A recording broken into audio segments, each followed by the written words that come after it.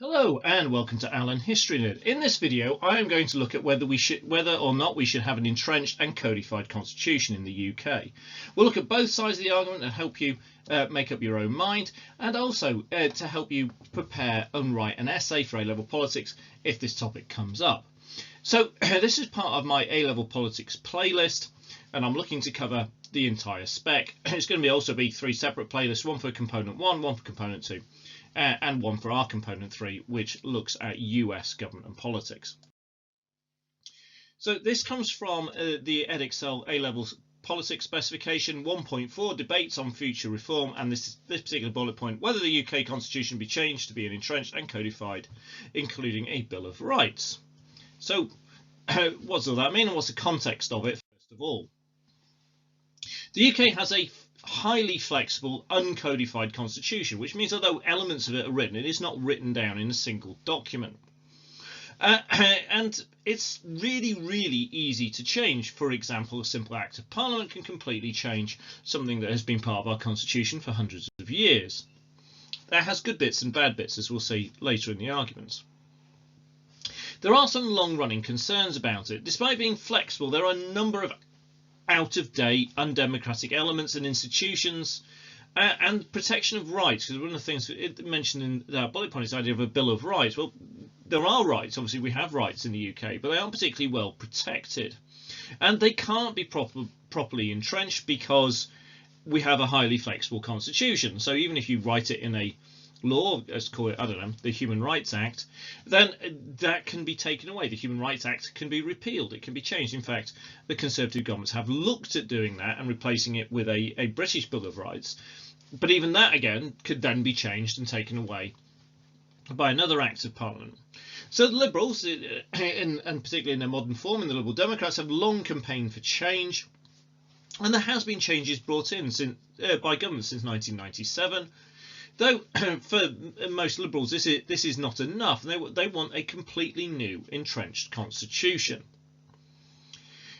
Their arguments are often based on the idea that democracy is at risk with the current arrangements, that the rights being removed under the current system, although their opponents, the people who like the current system, say that's really far-fetched and often to get them tinfoil hats and things like that. But they say no, it is possible. You could just take everybody's rights away.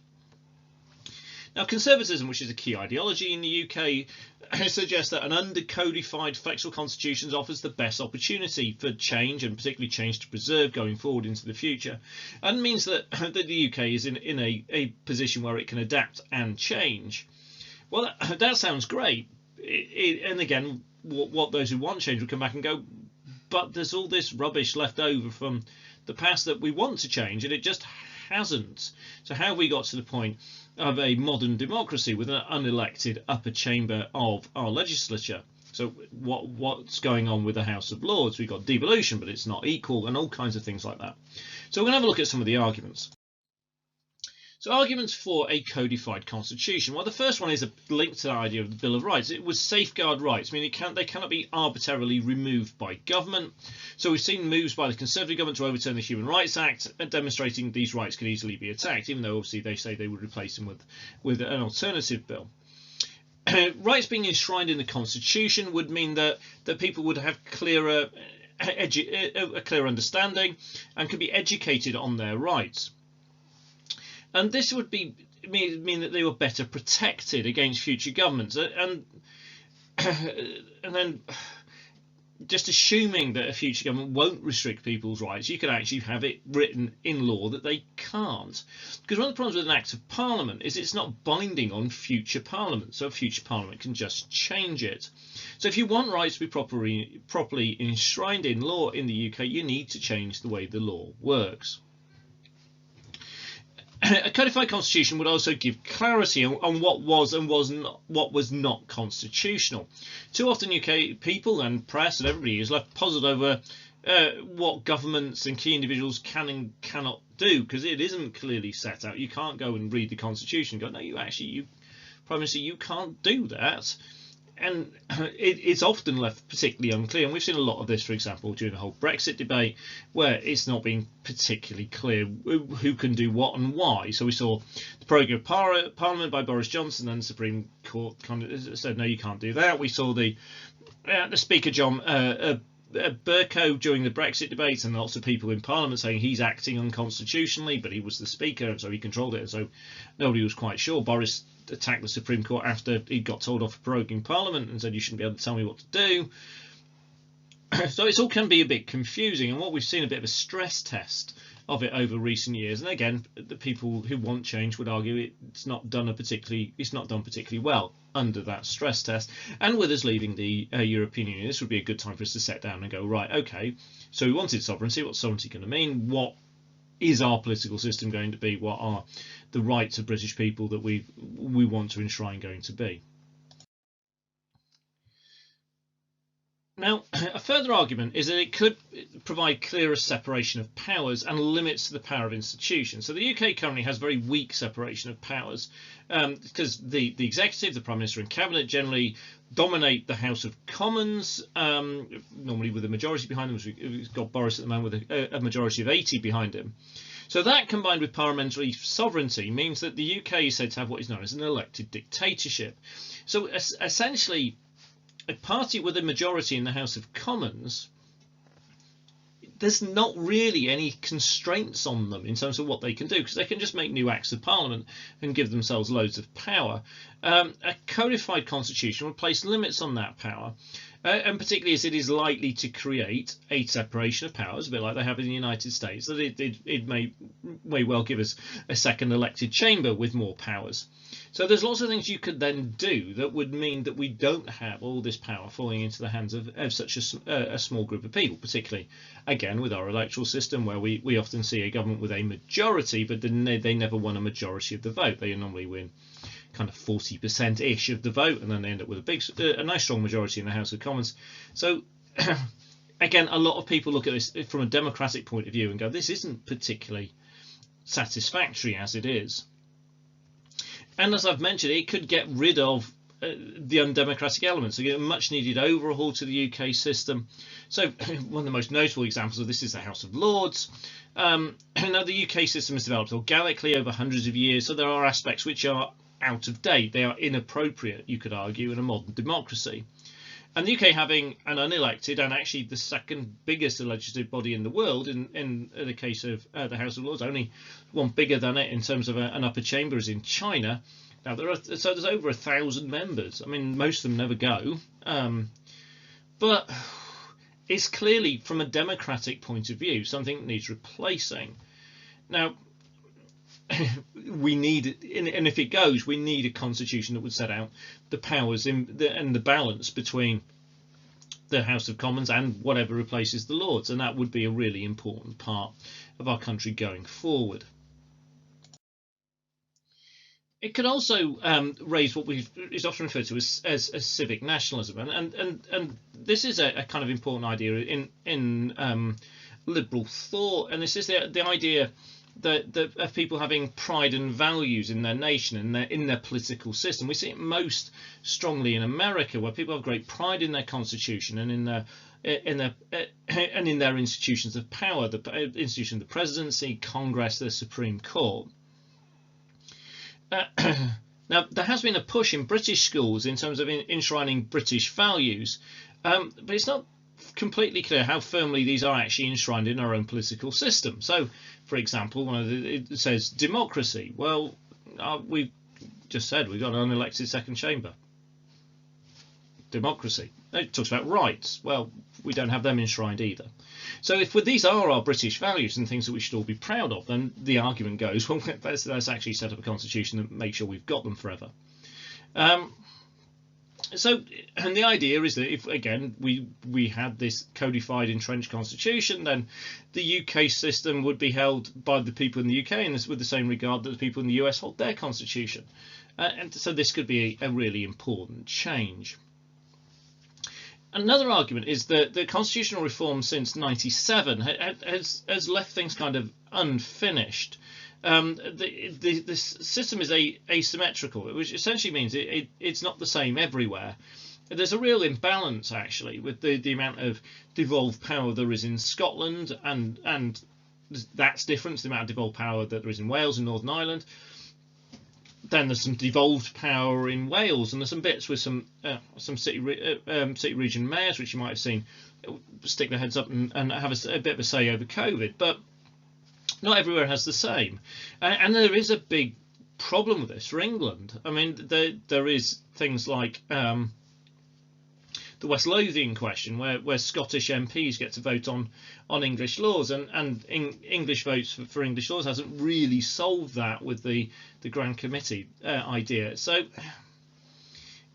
all of it is unsatisfactory from a kind of a democratic, properly set out system point of view. Now, and we'll look at some of the counter arguments and go, well, it works, so it doesn't matter. It looks a bit weird, but it definitely looks a bit weird, and it looks half-formed. Now, actually, some further reform would sort that out, and the most sensible way would be to draw up a whole system from scratch to make sure it was symmetrical, that it was fit for purpose, and that everywhere had the right levels of power and the right levels of responsibility and accountability and legitimacy. Now, there is a counter-argument. Now, part of the problem, and a lot of this is, rather than, there are some elements of this which are ideological, but a lot of the counter-arguments are simply practical, and go, right, okay, you want a codified constitution. How are you going to do that? How do you get there? So there's no system for building one, actually. Now, normally they happen in countries that have gone through some kind of revolution, overthrowing of the elites that rule the country, or kicking the British out. Well, we're not going through that, so it would, and there'll be so many questions about then who's going to draft it, who's going to debate whether the draft's correct, who's going to vote on it, how's it going to be ratified. So all of that makes it quite difficult, and there's no real consensus on what it will contain either. The political debate, I would assume, would lead to some very different proposals. For example, you could imagine all three of the major political parties and some of the smaller parties kind of chipping in and having different versions of what they think it should look like. So it shouldn't really be a party political issue, but it would become one because the different parties would propose different systems. And constitutions are often very complicated and contain loads of compromise in them, but how are we going to reach that compromise? And the other worry, and we see this in other countries with their constitutions, it's likely to embed the attitudes of the time. Now, for us, this probably wouldn't be a problem because it would be embedding the ideas of our time. But how much of a problem is it going to be in 50 years' time, 100 years' time, 150 years' time, 200 years' time? And so a codified constitution has to walk a very fine line about being too specific or too vague. If it's too specific, it kind of prevents and kind of holds back society as things go forward, and so you can't do things because somebody 200 years earlier decided that you couldn't do it. If it's too vague, then there's no point having it at all, because you can just do what you like.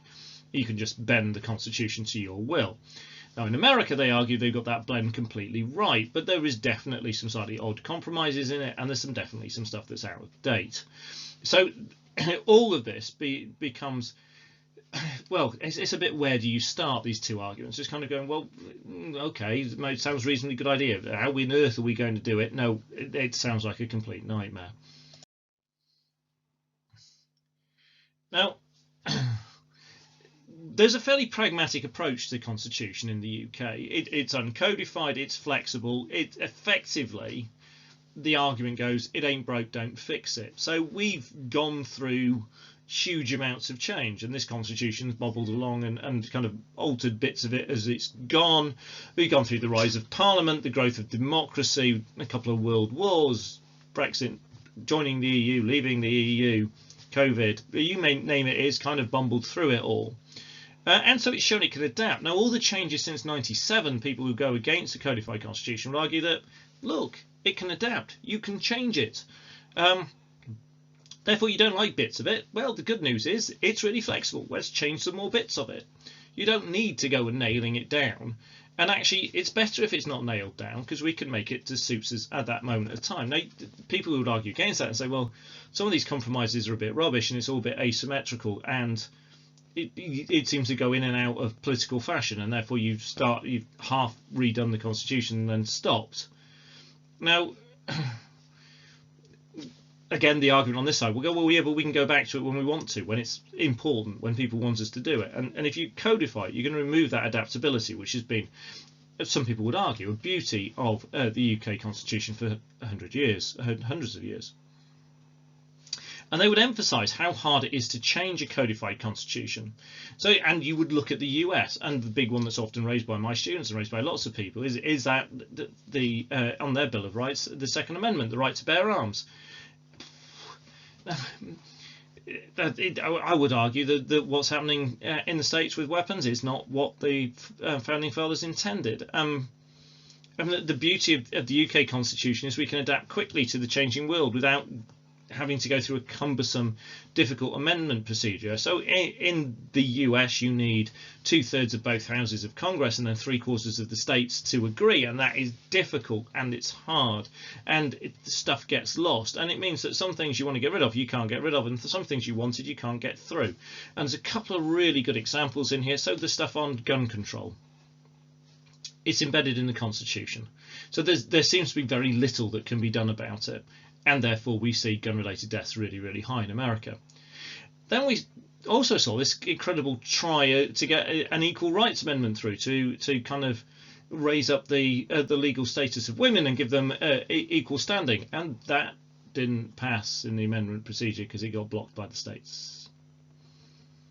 And so, yes, codified constitutions can sound liberal and wonderful and enshrining rights, but this is kind of a warning sign the other side would give and say, well, yeah, you're enshrining what and you're preventing what from coming in? You don't know, and that's part of the problem.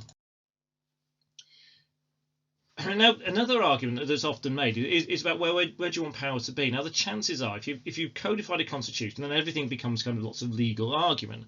So you're taking power off elected politicians and you're giving it to unelected judges.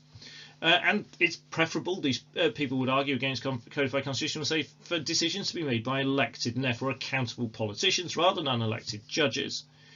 So you can say, again, we go back to the example of the Supreme Court overturning the proroguing of Parliament. Well, it probably, your view on it depends on whether you thought it was a good idea or not.